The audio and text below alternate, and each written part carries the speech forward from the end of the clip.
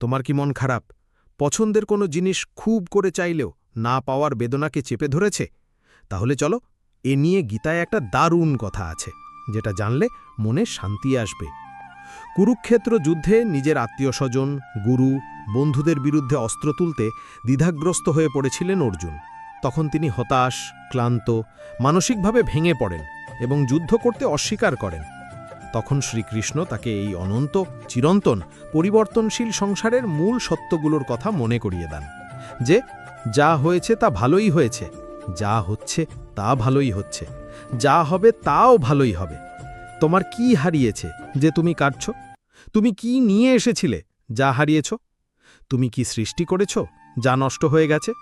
তুমি যা নিয়েছ এখান থেকেই নিয়েছ, যা দিয়েছ এখানেই দিয়েছ।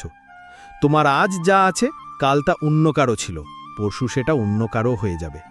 পরিবর্তনই সংসারের নিয়ম, তাই নিজেকে দোষ দিও না, সব একসময় ঠিক হয়ে যাবে। আমাদের এই ক্ষুদ্র প্রচেষ্টা ভালো লাগলে লাইক, কমেন্ট, শেয়ার করে সাধুবাদ জানাতে ভুলবেন না কিন্তু।